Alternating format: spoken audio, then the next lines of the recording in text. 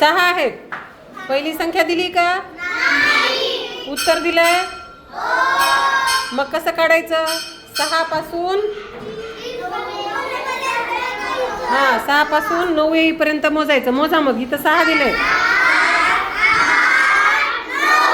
किती आले? 3. इथं कोण लिहित आहे? चल रुद्र चल. तर घे चॉक. इथं लिहायचं. किती आलं होतं उत्तर आपलं? 3. लिहि मग 3.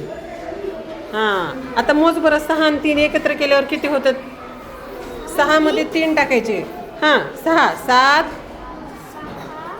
7 8 9 आले का? मग 9.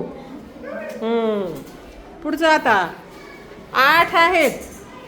8 पासून किती येईपर्यंत? 14. चला मोजायचं. 8 पासून 9 10 8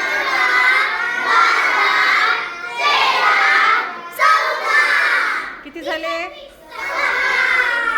6. चल. घे. लिहा इथं.